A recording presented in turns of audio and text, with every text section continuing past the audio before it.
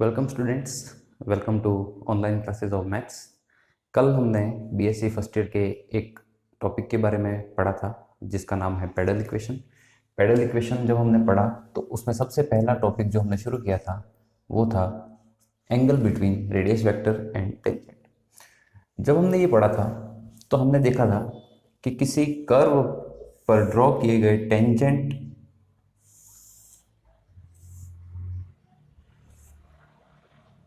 का किसी कर्व पर ड्रॉ किए गए टेंजेंट का उसकी रेडियस वेक्टर से क्या एंगल बनता है, इसके बारे में हमने कल पढ़ा था। ये कुछ एंगल्स हमने कल देखे थे कि किसी कर्व पर ड्रॉ किए गए टेंजेंट ड्रॉ किया, उसका उसके रेडियस वेक्टर पर क्या एंगल बन रहा था, उस एंगल के बारे में हमने कल चर्चा की थी और हमने फॉर्मूला फाइंड किया था tan phi is equal to r d theta upon dr। अब इस पर बेस्ड कुछ क्वेश्चन करें उससे पहले हमें कुछ और चीज़ों के बारे में पता होना ज़रूरी है, क्योंकि कभी कभार कुछ क्वेश्चन ऐसे आते हैं जिनमें दोनों चीज़ों का सिमिलरली यूज़ होता है। तो हम क्या करेंगे, पहले उन चीज़ों के बारे में पढ़ लेंगे, उसके बाद अलग से प्रश्न करेंगे। तो सबसे पहली चीज़ जो हमें इसमें देखनी है वो है, ये तो क्या था, सिर्फ एक कर्व था जिस पे हमने टेंजेंट ड्रॉ किया और उसकी रेडियस वेक्टर से उसका एंगल फाइंड किया। सपोज कंडीशन अप्लाई है, if there are two curves, यदि यहां पर अगर मान लो एक की जगह दो वक्र दे रखे हो and we have to find the angle between both the curves। अगर यहां पर जो कर्व की टेंजेंट लाइन थी उस टेंजेंट लाइन और रेडियस वेक्टर के बीच का एंगल हमने निकाला। अब अगर ये एंगल दे रखा है और हमें क्या फाइंड करना है, जो दो कर्व दे रखे हैं उन दोनों कर्व के टेंजेंट के बीच का एंगल फाइंड करना है। तो क्या करेंगे, देखें यहां पे, माना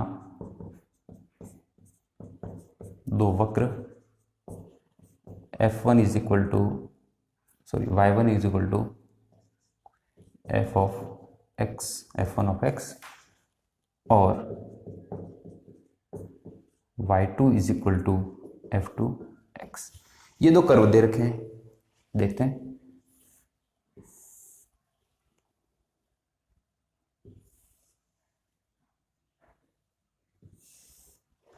ये कोई दो कर्व है सपोज। अब इसको यहां पर जो इंटरसेक्ट कर रहे हैं, यहां पर इनकी जो दोनों की टेंजेंट लाइन जा रही है, ये इसकी टेंजेंट लाइन, ये इसकी। सपोज ये कर्व T1 है, कर्व C1 है, ये कर्व C2 है, ये इसकी टेंजेंट लाइन T1 और ये टेंजेंट लाइन T2 ये है, और ये इसकी रेडियस वेक्टर है। थोड़ा सा डायग्राम अगर समझ में नहीं आया ऐसा है तो थोड़ा सा कर्व को और आसान बना देते हैं। सपोज ये कोई रेडियस वेक्टर है, यहाँ से कर्व पास हो रहा है कुछ इस प्रकार से, इसकी टेंजेंट लाइन यहाँ पर ड्रॉ कर दी मैंने, curve C1 tangent line T1। Second curve मैंने सपोज मान लिया कि ये जा रहा है, इसकी टेंजेंट लाइन यहाँ पर ड्रॉ कर दी, ये कर्व C2, इसकी टेंजेंट लाइन T2। अब इन दोनों कर्व का जो रेडियस वेक्टर से ये एंगल थीटा है, ये r है, इस रेडियस वेक्टर से इन दोनों के टेंजेंट का एंगल क्या होगा, जो यहाँ पर था, जैसे यहाँ पर फाई था तो हम φ1 और φ2 दो एंगल मान लेते हैं। जो टेंजेंट T1 है उसका एंगल तो इससे हो जाएगा, ये हो गया φ1 और ये हो गया φ2। ये दोनों एंगल दे रखे हैं। अब हमें फाइंड क्या करना है कि इन दोनों कर्व की जो टेंजेंट लाइन है उस टेंजेंट लाइन के बीच का एंगल क्या है, उन दोनों कर्व का एंगल क्या है। दोनों कर्व जब एक दूसरे को इंटरसेक्ट करते हैं तो उनके इंटरसेक्टिंग एंगल क्या है उनका। अब इंटरसेक्टिंग एंगल कैसे निकालते हैं किसी कर्व का, तो यहां देख ले, अगर किसी कर्व के बारे में हमें फाइंड करना है कि दोनों कर्व अगर मान लो किसी पॉइंट पे एक दूसरे को इंटरसेक्ट कर रहे हैं तो उसके इंटरसेक्शन पॉइंट्स को कैसे निकालेंगे। तो सबसे पहले तो उन दोनों पे टेंजेंट लाइन ड्रॉ करेंगे। अब इस टेंजेंट लाइन, ये टेंजेंट लाइन दोनों कर्व को जहां जहां मीट कर रही है उसके अनुसार हम उसका एंगल या पॉइंट्स निकालेंगे। तो दो कर्व का इंटरसेक्टिंग एंगल निकालने का मतलब है उन दोनों को टेंजेंट लाइन ड्रॉ करने के बाद उन दोनों टेंजेंट लाइन में क्या एंगल बन रहा है ये हम देखेंगे यहां पे। तो यहां पर जब हमने डायग्राम बनाया है जो, उसके हिसाब से कर्व C1 का टेंजेंट लाइन T1 है, कर्व C2 का टेंजेंट लाइन T2 है, और उनके बीच का एंगल कर्व 1 का टेंजेंट लाइन का एंगल रेडियस वेक्टर से φ1 और रेडियस वेक्टर 2 से φ2। तो लिख लेते हैं, वक्र C1 का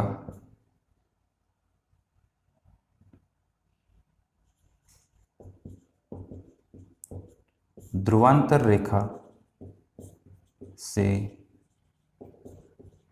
कोण बराबर φ1 और वक्र C2 का ध्रुवांतर रेखा से कोण क्या हो जाएगा φ2। दो कोण हमारे पास डिफाइन है, कर्व हमारे पास डिफाइन है, तो हम कैसे करेंगे।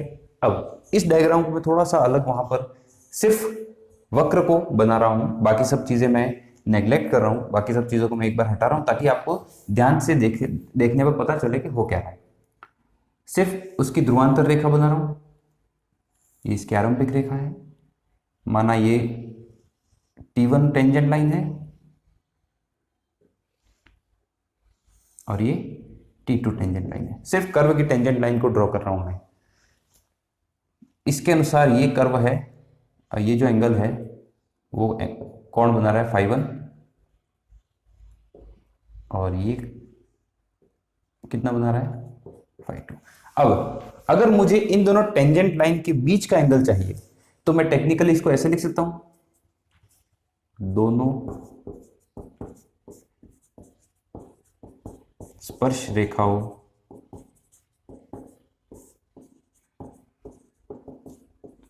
के बीच का कोण, या कह सकता हूं एंगल बिटवीन बोथ टेंजेंट्स क्या हो जाएगा, phi is equal to φ1 minus φ2। बड़े में से अगर मैं छोटे को कम कर दूं, इस पूरे एंगल में से इतने एंगल को कम कर दूंगा तो मेरे पास दोनों टेंजेंट के बीच का एंगल आ जाएगा। तो taking tan both the side,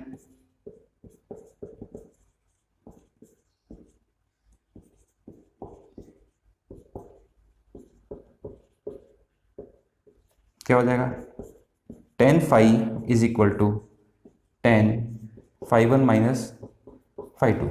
formula आपको पता है, कल भी हमने इस फॉर्मूले के बारे में चर्चा की थी कि tan a माइनस बी या a प्लस बी क्या होता है।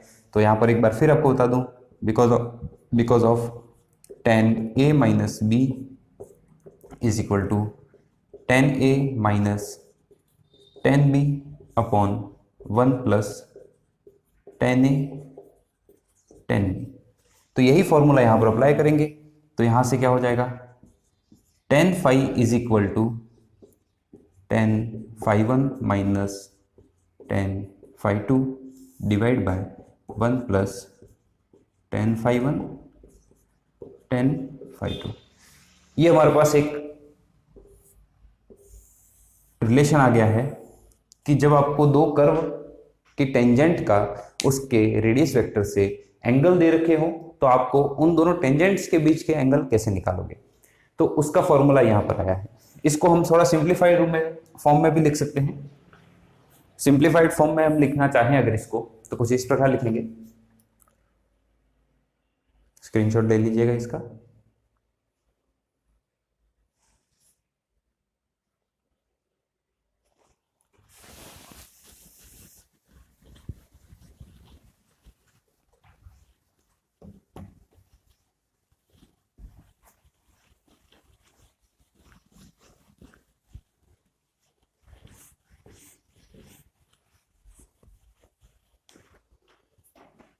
Simplified form, let tan phi1 equal to L1 and tan phi2 is equal to L2। तो क्या हो जाएगा, tan phi is equal to L1 minus L2 upon 1 plus L1 L2। कुछ इस प्रकार से हम इसको लिखेंगे। अब इसकी कंडीशन क्या है, कंडीशन आपको ये पूछते हैं कि जब दो कर्व इंटरसेक्ट कर रहे हैं तो उनके बीच का एंगल तो निकालना ही निकालना है, बट आपको प्रश्न में पूछता है कि उन दोनों की स्थिति क्या है, किस पोजीशन में वो दोनों हैं। कि एंगल अगर मान लो बन रहा है तो उसकी दो कंडीशन है, किस स्थिति में है। तो सबसे पहले केस फर्स्ट में क्या है, if phi is equal to 90 degree, अगर उन दोनों टेंजेंट के बीच का एंगल 90 डिग्री आता है तो क्या होगा, 90 डिग्री का मतलब है tan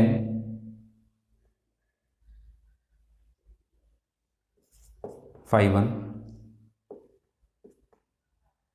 into tan phi2 is equal to -1। कुछ इस प्रकार से होगा कि अगर मान लो उन दोनों के बीच का एंगल 90 डिग्री आता है तो 90 डिग्री की शर्त है कि दोनों के tan का मल्टीप्लाई जो है वो -1 के बराबर होगा, और इसे कहते हैं दोनों कर्व एक दूसरे से समकोण स्थिति पर है। केस सेकंड में क्या है, if phi is equal to 0 degree आता है। अगर phi is equal to 90 degree तो दोनों का मल्टीप्लीकेशन क्या हो जाएगा, -1। बट अगर फाई 0 आता है, tan phi is equal to 0, तो क्या होगा, tan phi1 is equal to tan phi2। इस कंडीशन में दोनों के बीच का एंगल क्या है, बराबर है, तभी जाके वो 0 होगा। या हम इसको ऐसे भी कह सकते हैं, L1 is equal to L2 और यहां पर L1 multiply by L2 is equal to -1। ये कुछ कंडीशंस थी जहां पर आपको किसी कर्व के बीच का एंगल निकालने के बाद उसकी पोजीशंस के बारे में पूछेंगे कि वह किस स्थिति में है, उनके बीच का कोण क्या है। तो अगर कोण 90 डिग्री होता है तो उनके दोनों मल्टीपल का योग मल्टीपल -1 होना चाहिए, और कोण 0 डिग्री होता है तो दोनों कोण आपस में बराबर होंगे। तो ये कुछ स्थितियां थी कि जिसमें हमने दोनों किसी कर्व के टेंजेंट का उसकी रेडियस वेक्टर से एंगल भी देखा। हमने रेडियस वेक्टर से एंगल देखने के बाद दोनों कर्व के बीच का एंगल भी देखा, हमने दोनों कर्व के बीच का एंगल बन रहा है वो भी हमने देखा। अब क्वेश्चंस करने से पहले हम सबसे पहले क्वेश्चंस करें, उससे पहले हमें कुछ फॉर्मूलाज और हैं जिनके बारे में चर्चा करना चाहूंगा मैं, देख लें उनको।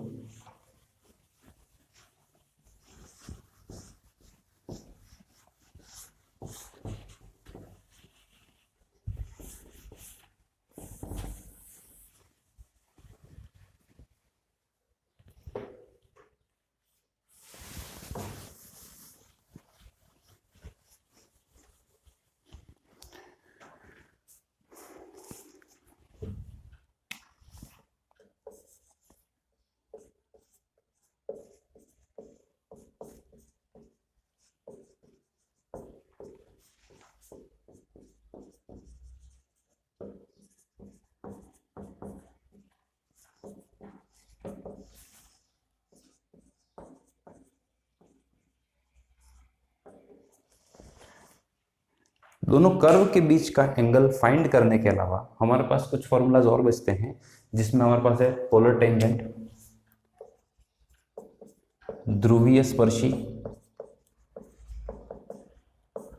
ध्रुवीय लंब,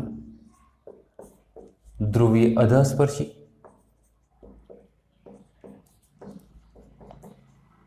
और ध्रुवीय अधोलंब।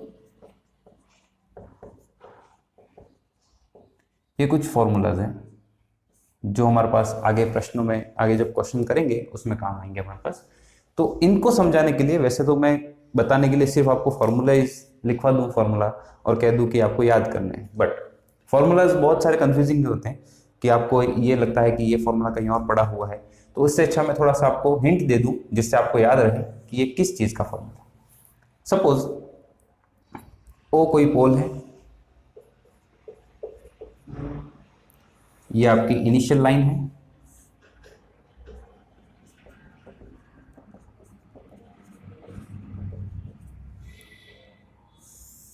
पी कोई पॉइंट है जिसके कोऑर्डिनेट्स हैं r and theta, r radius vector है हमारा। अब यहां से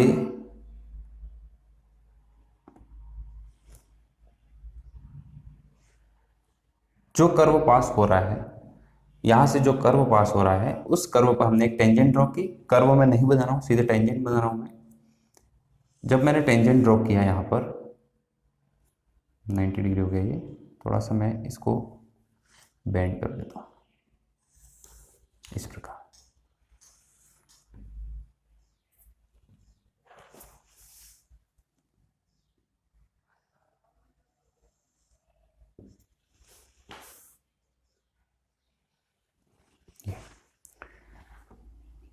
अब ये जो टेंजेंट मैंने ड्रॉ किया है उस कर्व पर, कर्व भी बनाई दूं, ये कर्व।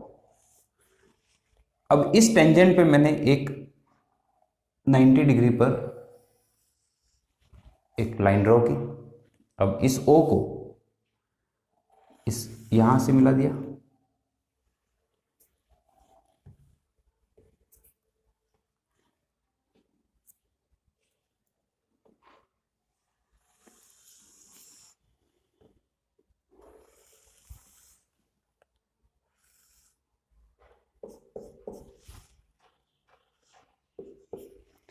मैंने O से पास होती हुई एक ऐसी स्ट्रेट लाइन ड्रॉ की जो इस टेंजेंट को T पर और इस नॉर्मल को N पर क्रॉस करे। तो क्योंकि ये PT जो टेंजेंट ड्रॉ किया, O से जाने वाली लाइन को इसने T पर क्रॉस किया, तो ये PT है। इस PT को कहेंगे पोलर टेंजेंट।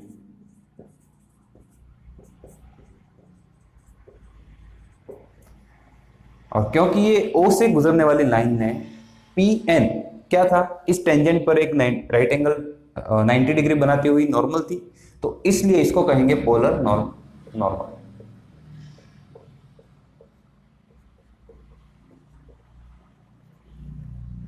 ठीक है। अब क्योंकि O इस स्ट्रेट लाइन को दो भागों में बांट रही है, तो इस O से T वाली जो लाइन है वो इस पोलर टेंजेंट का आधा भाग है, इसलिए इसको पोलर सब टेंजेंट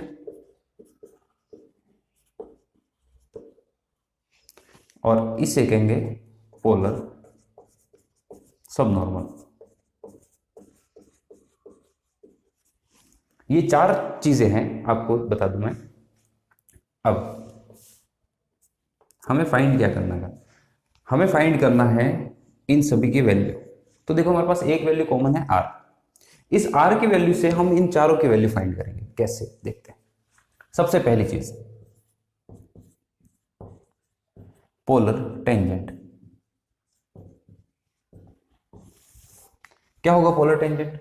अगर मैं इसको देखूं ध्यान से, तो ये पूरा एंगल जो है, इसको एंगल में बनाता हूं फाई। ये एंगल मैंने मान लिया है फाई। ये एंगल थीटा पहले से दे रखा है, और आपको बता दूं ये एंगल है 90 डिग्री। ठीक है। तो पोलर टेंजेंट में ट्राइंगल क्या बन रहा है, ओ पी टी। इस ट्राइंगल में देखें हम, तो angle P O T is equal to क्या है, 90 degree.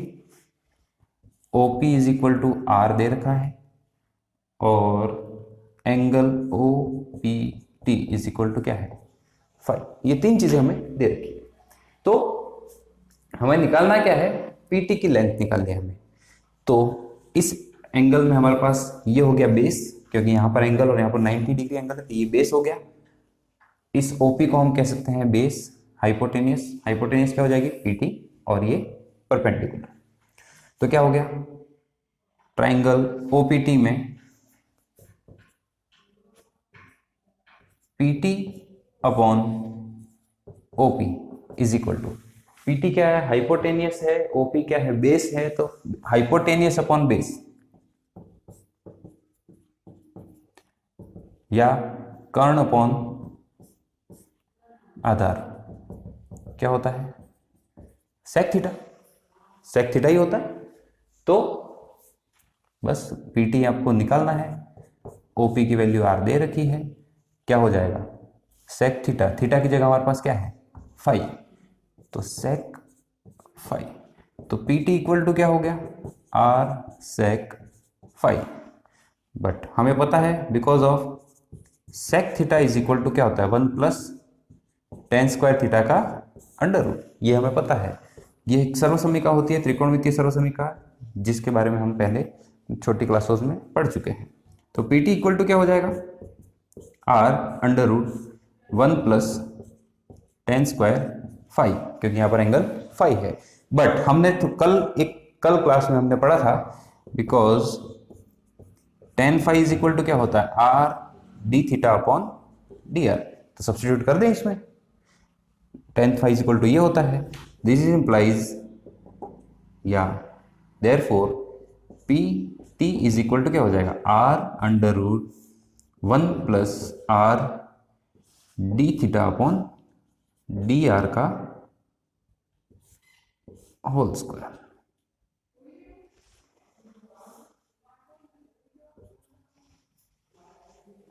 One plus R square D theta upon D R का होल स्क्वायर। ये हो गया हमारे पास पोलर टेंजेंट की वैल्यू। जब हमारे पास चीजें जो दे रखी है उनमें देखें polar tangent, polar normal, polar सब टेंजेंट, पोलर सब नॉर्मल। सबसे पहले हमने निकाला पोलर टेंजेंट। इस ट्राइंगल में देखें टेंजेंट और रेडियस वेक्टर के बीच का एंगल फाई है, रेडियस वेक्टर और ओ पर परपेंडिकुलर 90 एंगल बना रहा है। तो इस हिसाब से हमने पीटी की वैल्यू ये निकाला है। ये हो गया पोलर टेंजेंट, इसको कहते हैं ध्रुवीय स्पर्शी।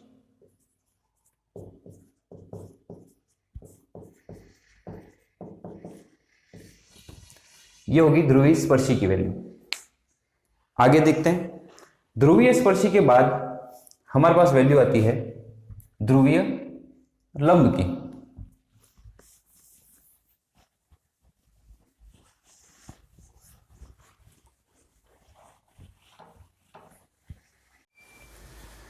पोलर टेंजेंट के बाद हमारे पास है पोलर नॉर्मल, जिसमें हम वैल्यू निकालेंगे पी एन की।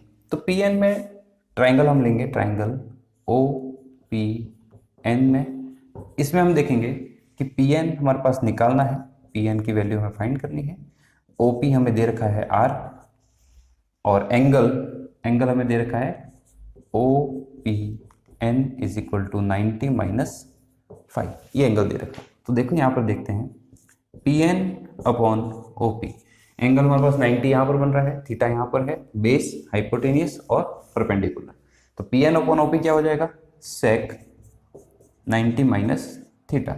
सेक 90 minus theta, P N value find करनी है, ओ पी की वैल्यू आर दे रखी है, और ये होता है sec 90 minus theta is equal to cosec theta, because sec 90 minus theta equal to cosec theta. तो पी एन इक्वल टू क्या आ गया? Are cosec theta. R cosec theta हमारे पास पी एन की वैल्यू आ गई। अब इस आर कोसेक थीटा की जगह हम डी थीटा और डी आर में भी तो हमें वैल्यू लिखनी है, तो वो कैसे करेंगे? तो कोसेक थीटा के लिए हमें पता है, because cosec theta equal to क्या होता है? Under root of 1 plus cot square theta. तो ये वैल्यू यहां पर सब्स्टिट्यूट कर दें, तो P N is equal to are under root of 1 plus cot square theta. अब कॉट स्क्वायर थीटा की वैल्यू कैसे निकालोगे? तो वही, because of tan theta is equal to, अब यहाँ पर एंगल फाई है तो यहाँ पर एंगल फाई आ जाएगा, यहाँ पर भी phi. Tan phi is equal to R D theta upon D r है, तो इसका उल्टा cot phi is equal to क्या हो जाएगा? 1 upon are d are by D theta. तो वैल्यू यहाँ पर सब्स्टिट्यूट कर दे, तो इसकी वैल्यू क्या हो जाएगी? P N is equal to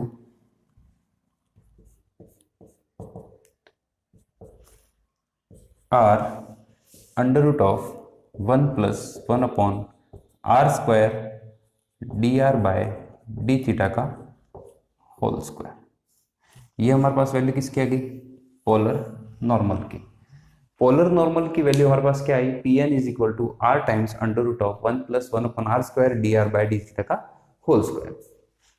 अब पोलर टेंजेंट और पोलर नॉर्मल दो वैल्यूज निकालने के बाद तीसरी वैल्यू हमारे पास आती है पोलर सब टेंजेंट की।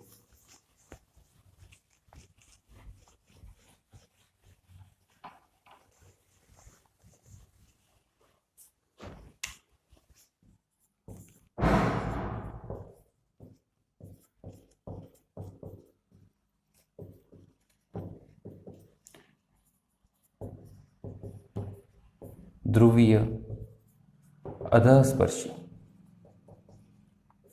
क्या हो जाएगा? ध्रुवीय अधस्पर्शी मतलब इसकी वैल्यू निकालनी है हमें। इसकी वैल्यू निकालनी है तो कैसे करोगे? वही ट्राइंगल ओ पी टी में O T upon O P is equal to, O T क्या है? Perpendicular upon base. Perpendicular upon base क्या होता है? टेन थीटा, टेन फाइव होता है। O T upon R is equal to tan phi. O T is equal to क्या हो जाएगा? R tan phi. तो O T is equal to R multiply by R D theta by D R, because tan phi is equal to R D theta upon D R. तो O T is equal to क्या हो जाएगा? R square D theta upon D R. ये हमारे पास हो गई किसकी value? ध्रुवीय अधस्पर्शी की वैल्यू। और लास्ट वैल्यू है फोर्थ, पोलर सब नॉर्मल। क्या होगी पोलर सब नॉर्मल की? इस वैल्यू ट्राइंगल कौन सा है? ओपीएन में।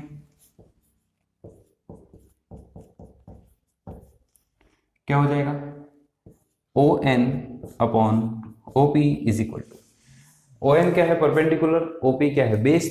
सिमिलरली परपेंडिकुलर अपॉन बेस क्या होता है? Tan phi. तो O N is upon R is equal to tan phi. O N is equal to R tan five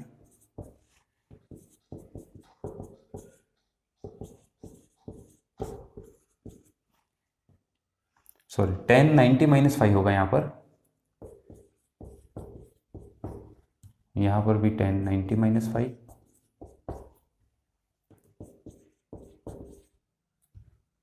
1090 minus five क्या होता है? Cot phi. तो O N is equal to क्या हो जाएगा? आर कॉट फाइव की value क्या होगी? 1 upon R D theta D are by D theta. तो हमारे पास पोलर सब नॉर्मल की वैल्यू क्या आ गई? पोलर सब नॉर्मल की वैल्यू आई O N is equal to R से आर कैंसल, तो D are by D theta. ये चारों वैल्यूज जो थी आपके क्वेश्चंस में काम आएगी। पोलर टेंजेंट की वैल्यू हमने निकाली थी r under root one plus are d are by D theta का होल स्क्वायर। पोलर नॉर्मल की वैल्यू निकाली हमने, पोलर सब टेंजेंट की वैल्यू और पोलर सब नॉर्मल की वैल्यू। इन चारों वैल्यूज के आधार पर हम आगे के क्वेश्चंस करेंगे। आई होप आज की क्लास में आपको अच्छे से समझ में आया होगा। कल मिलते हैं।